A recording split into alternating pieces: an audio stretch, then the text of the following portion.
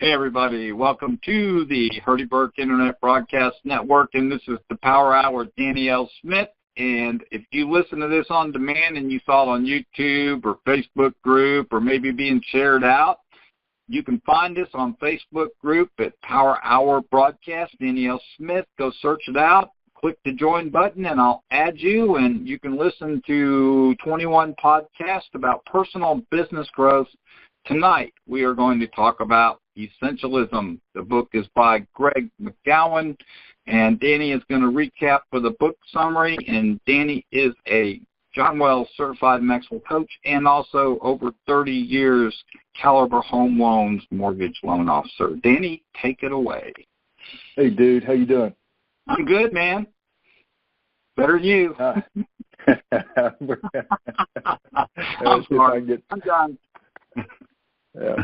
Let's just go ahead and, hey, if anybody's listening to this and somebody draws you into the one-chip challenge, run. Your tongue will swell up. Do it. So, anyway, the book, Essentialism by Greg McKeown, the subtitle of the book is The Disciplined Pursuit of Less. And I read this book, I was going to go back and look on my blog, but I read this book in 2015, so 2 years ago, might have been before that, but I've been practicing bits and pieces of it over the last 2 years. Somewhere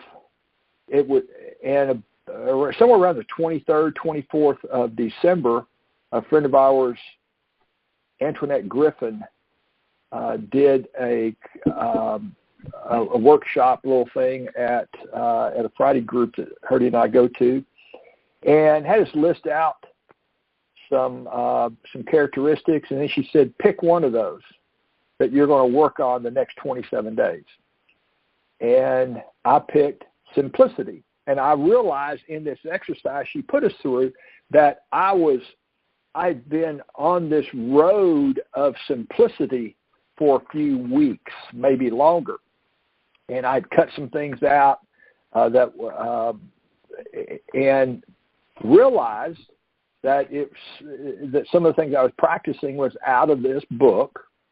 Didn't think much more about it at the time. And then this past Saturday, I had a friend of mine mention this book again and said, Danny, if you haven't read it, you ought to. Well, I immediately knew what we were going to talk about tonight, Hurdy. And I just want to go through this. And, I mean, this is not a real simple book. You got to pull the pieces out, though he does give it in a very linear process. There's just there's different parts of it that mean things to different people and not all of it to everyone. So he's broken it up into some parts. Part one is the essence. What is the core mindset of an essentialist? So the first was the essence of it, and then explore. How can we discern the trivial many from the vital few? Boy, that ain't sure. I've got a note here. The tyranny of the urgent is what he's talking about getting away from. Let's see. What's part three is eliminate. So we've got essence, explore, eliminate. How can we cut out the trivial many? And part four is the executor. The executor. How can we make doing the vital few things almost effortless? So you think through that, and you think through those E's, and he ends the book with this. I'm going to come back and cover those. You're not getting rid of me that quick tonight, Hurdy. He says, if you take one thing away from this book, I hope you will remember this. Whatever decision or challenge or crossroads you face in your life, simply ask yourself, what is essential? Eliminate everything else.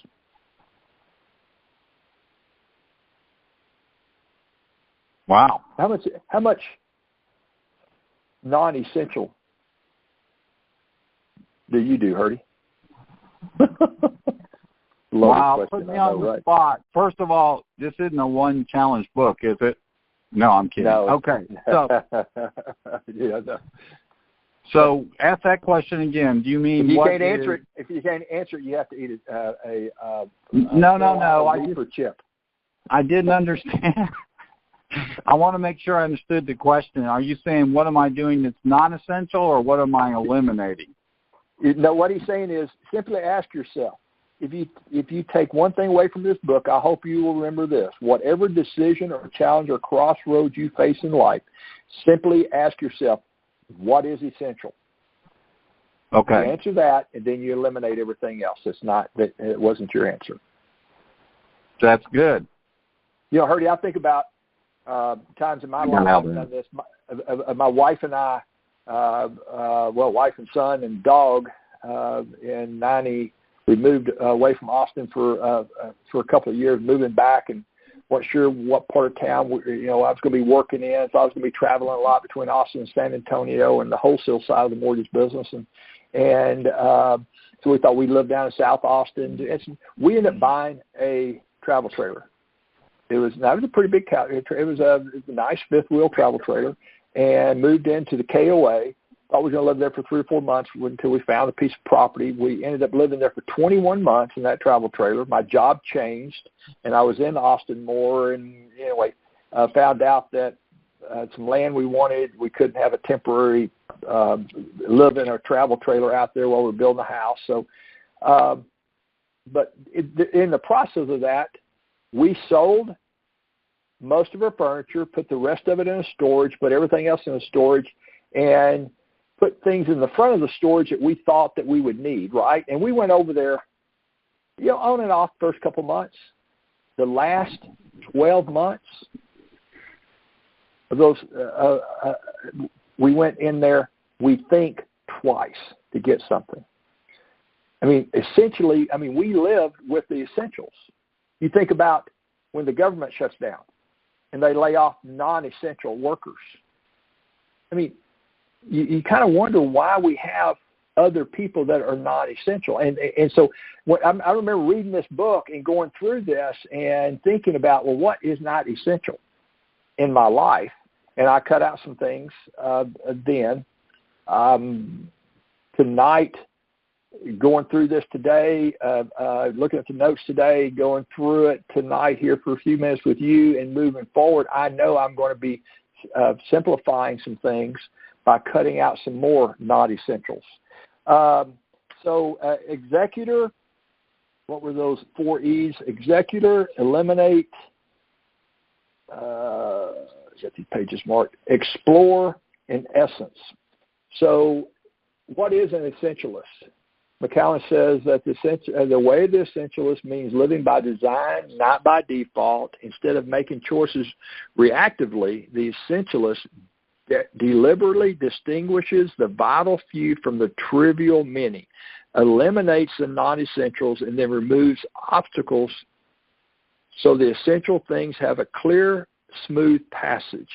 In other words, essentialism is a disciplined, systematic approach for determining where our highest point of contribution lies, then making execution of those things almost effortless. Wow. And he's got, what's interesting, he's got the book's divided in 4 parts, but he's also got, how many here? Let's go to the last page. 15, nope, 17. Wow, yeah, I'm way off. 20. He's got 20 bullet points spread out over the 4 sections. And those bullet points is about choosing, all right, that we have a power of choice. Too many times we think we don't have a choice. We think, well, I'm doing this, I'm doing that, and I have to do it all. I think sometimes some of us, and I know you're guilty of this and I'm guilty of this, we're just trying to please too many people. Were you laughing at that? No. Is that true? Actually, it was keeping from coughing. Didn't make it. Sorry. So, choice, choosing, discernment. His subtitle under the bullet point of discernment, being discerning, is the unimportance of practically everything. An essentialist discerns more so he can do less. Trade-off, which problem do I want? Instead of asking, what do I have to give up, the essentialist asks, what do I want to go big on? Escape. Now, Danny, I'm going to interrupt you. I have a question for you. Okay. So every year at the beginning of the year is not just necessarily writing my goals, right? But I list out 5 tolerations, and I guess those would be non-essentials that that I want to eliminate in 90 days, and then I have a longer list of tolerations within my business that I plan on eliminating in 6 months with goals to eliminate those. Is that kind of what we're talking about here? Yeah, I believe so. And it sounds like those are, you're tolerating some things that are trivial. Right. So this was a coaching session, I would ask you, I'd start asking you them, and then asking you what's causing you to keep them now. Why eliminate them in 90 days and a longer list? Why just go ahead and cut them out now? Okay. So well, some may be more difficult than others. It may be a change, like I have to change a product, and it may take longer than just saying it's done, right? But I get what you're saying. There are some things you can just say, I'm done. I stop. I quit, right? Right. Well, it sounds like that one might not be. If it's a product you're making money on, that it's not what McKeown here says is trivial. Okay, you want to change out. You want to replace something. Right. So he says, how can we discern under the explore area? How can we discern the trivial many from the vital few? Sound like that at this point might be a vital one, whatever it is. Yep. But you need to you want to replace that income with something else. So again, he starts off with essence. That's what you decide during that essence period. What is essence? I skipped over, I'll come back to, I'll say now, in essence, he says there are 3 deeply entrenched assumptions we must conquer to live the way of the essentialist. We've got to conquer. 1, I have to. 2, it's all important. And 3, I can do both. To embrace the essence of essentialism requires we replace these false assumptions with the 3 core truths. 1, I choose to. 2, only a few things really matter. And 3, I can do anything but not everything. So this is during the part 1, the essence, determining what your essence is, the vital information. And then we start exploring how we discern the trivial even from the vital few, okay? So we've got under that, he says escape, the perks of being unavailable. We need space to escape in order to discern the essential few. You know, Herdy, we talked about it here on the Power Hour a few weeks ago. I've talked about it twice, but the 12-week year. A lot of this flows right into the 12-week year, because in the 12-week year, to do a year's worth of business in 12 weeks, you have to keep it simple. You've got to say no to a lot of trivial things. And what made me think about that book right then is that and you find 15 minutes at the end of the day or the beginning of the day to review the day before and review forward, review forward today. I normally do this about 7 o'clock every morning, somewhere between 6:30 and 7:30 in the morning. I get 15 minutes, review the other day. I review my emails, to see if I missed anything. There's some follow-up I need to do. I review my text and I review my phone calls. And almost every time there's something I've missed that I need to flag, to follow up on, send somebody an email, send it to one of my team members, a contract addendum or something I need to forward on that I got stuck. If I'm from my computer, that's one thing, but from my phone, I tend to, skim over things, come back to it. But I've quit doing a lot of that on my phone also, because that was something I need to eliminate, is a lot of that phone email time.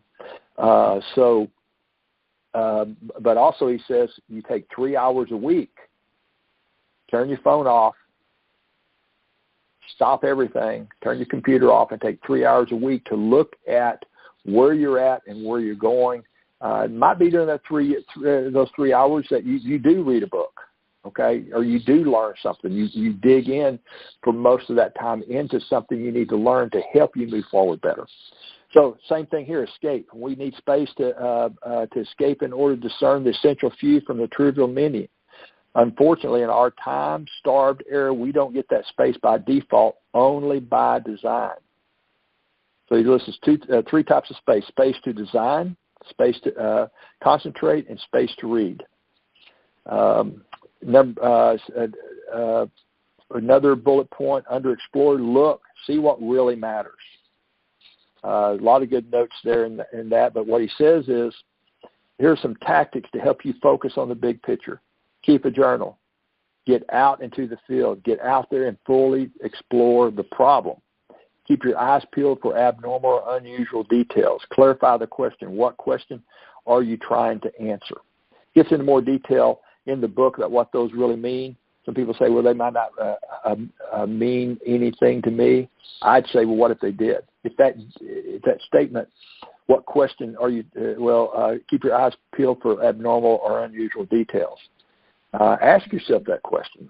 Self, what's abnormal? What's unusual about what I'm doing? And let that answer permeate, or let that question permeate, and you'll eventually answer it, and something will come up there. So far we started off with essence, and we talked about choosing, discerning, and trade-offs, and then we got into explore, escape, look, now play, and sleep. Play, sleep, and select. Talks about play. He says sometimes we don't play, but we need to play, and this is very interesting. I sat down with our friend Scott Carley about an hour ago. He was at a meeting that I was at, and afterwards he says, "What's going on? You got a few minutes?" I said, "Yeah." He said, "Thought I'd check in." And he asked me a couple of questions, and he said, "Well, you've been more intense than usual." He said, "What's going on?" We talked about it a little bit, and I said, just I know I've been pretty intense, and I said, "Everything going good?" But he said, "Been out on your boat lately?" I said, "No, I haven't." He said, "You pretty relaxed out there?" And I went, "Oh yeah." And he said, "Well, your face you got a flash. You've been out there in the boat." He said, "You need to do that more." And I kind of argued with him a little bit, and then all of a sudden I'm going through my notes after that and look at this and went, "Oh yeah, you're right." Play is an antidote to stress, and this is key because stress, in addition to being an enemy of productivity, can actually shut down the creative, inquisitive, and exploratory parts of our brain. And here's something really interesting. We've talked about this before, Herdy. Yep. So how can we all introduce more play into our workplace and our lives? One, mine your past for play memories. What did you do as a child that excited you? How can you recreate that today? So go back into the past and think about those departure points. And we've all got departure points. Some of those departure points are, brought about pain. Some of them brought about joy. So play, sleep. The way of the non-essentialist is to see sleep as yet another burden on one's already overextended, overcommitted, busy, but not always productive life. Essentialists, he says, essentialists instead see sleep as necessary for operating at high levels of contribution more of the time. This is why they systematically and deliberately build sleep into their schedule so they can do more, achieve more, and explore more. Running out of time. Select. So we're still under the explore area. Right? We're under the explore area, talking about escape, look, play, sleep. Now the last one is select. Get this. No more yes. It's either hell yeah or no. Is that good or what? That pretty much says yes or no, right? There you go. Yep. Yeah, none of that. Oh, yeah, I'm going to do that. I'll think about it. Yeah. Yeah, that's a no. Then finally, eliminate. How can we cut out the trivial meaning? He talks about clarify, dare, the power of a graceful no, uncommit, win big deal by cutting your big deal, winning big by cutting your losses. Let's get in here to an area that was kind of confusing for me, so I got some strange notes here, but some question marks. But he says edit, the invisible art. Editing, which involves the strict elimination of the trivial, unimportant, or irrelevant, is an essential craft. And he gets into in the book about decision making, making decisions, and particularly making decisions to cut things. And he brings up the fact that the Latin root of the word decision literally means to cut or to kill. I know why he calls it editing, because that's exactly what you do when you edit. You cut stuff out when you're editing. Yeah. You snip, and you cut. You eliminate as you're editing the timeline. Yep, that's what he means. There you go. There you go. You get some more bullet points around that we don't have time to go into here. And now he says, limit the freedom of setting boundaries. Great. Another book, Boundaries by McLeod and Townsend. I recommend about boundaries. Boundaries are a little like the walls of a sandcastle. The second we let one fall, the rest of them come crushing down. Essentials see boundaries as empowering. They recognize that boundaries protect their time from being hijacked. Whoever it is that's trying to siphon off your time and energies for their own purpose, the only solution is to put up fences. Great chapter, great part of the chapter there on that. So finally, into the last part, executor. Let me go hit a couple of highlights on that. Bring forth more by removing obstacles.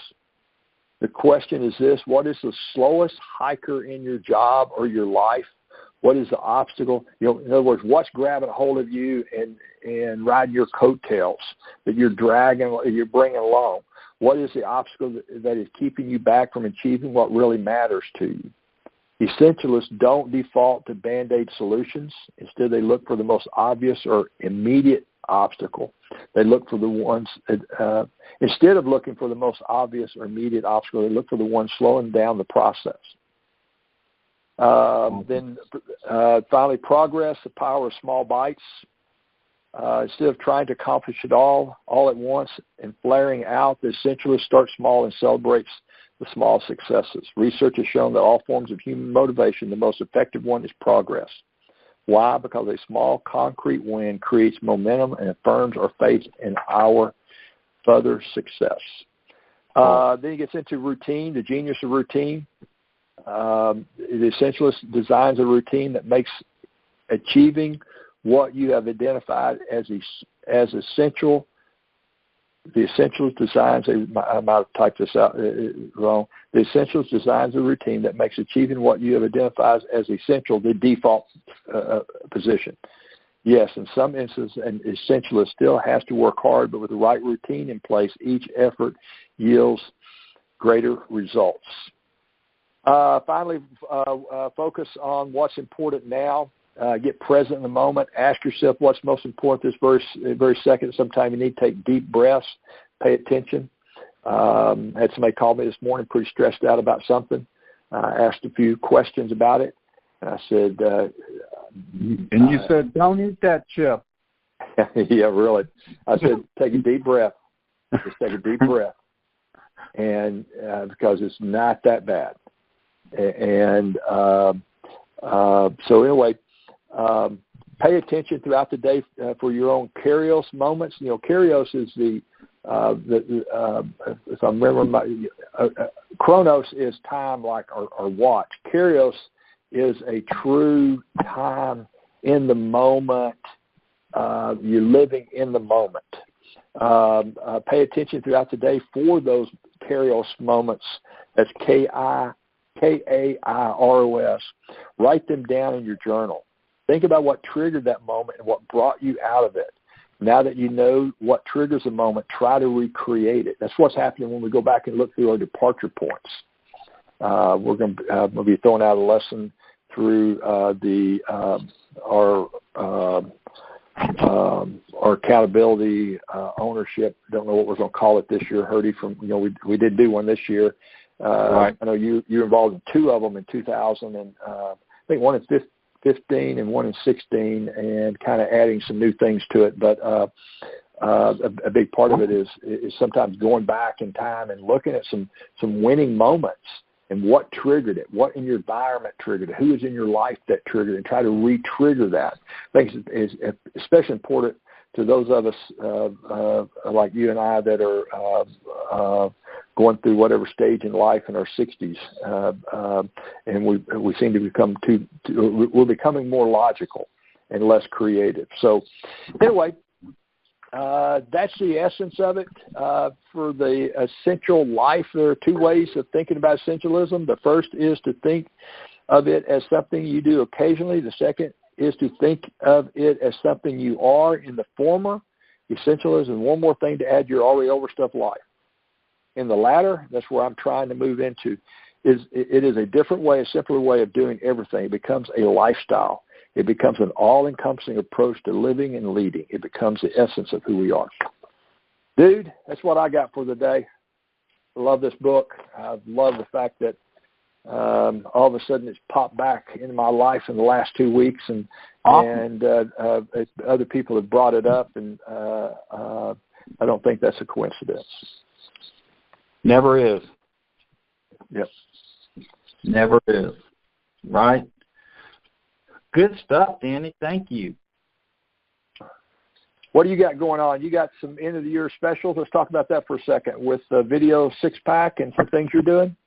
Well, I had let me put the deal. Yeah, I had a very successful week after speaking at the Williamson County Realtors Association. I signed up a bunch of people, so I'm excited about that. If they buy it right now, instead of $1,800, it's $900, and they can start by putting $450 down. Okay. That's the. And I can send them all. I can send all the details about what that involves. Yep. But it's good stuff. You can find us on the Facebook page under the Herdy Burke Power Hour. Herdy's contact information. Okay. Yeah, they can find us on this group at Power Hour Broadcast, Danny L. Smith, and of course that just leads to everything else. So no problem finding us. We're there. Okay, and I've got finishing up the year trying to get some things done to start 2018 well. Some of it is cutting out some non-essentials. Pleased to be finishing up the year. Looks like pretty well with some mortgages, and got expecting 2 approvals this week, people that are presently in rent houses or apartments, and they are didn't think they'd be able to buy a house. They had no idea. Actually, both of these came from a first-time homebuyer seminar I did out at a company about 3 months ago. And very interesting stories around both of them. So expecting approvals on both of those loans this week. The other thing is we're going to be starting the 12-week, whatever we call it this year, but a 12-week sales and marketing business building it out in front. Again, whatever we call it, boot camp. So we'll be letting everybody know about that. And I guess I need to say real quick, that special I'm offering is only good through December 31st, 2017, in case this gets listened to a year from now. So I better throw that in, right? Very good. Very good. Good stuff, Ernie, Danny. I appreciate Thank it. you. Okay. No problem, man. Give me that link, and I'll get this up tomorrow or late tonight. All right, man. See ya. Thanks. Bye.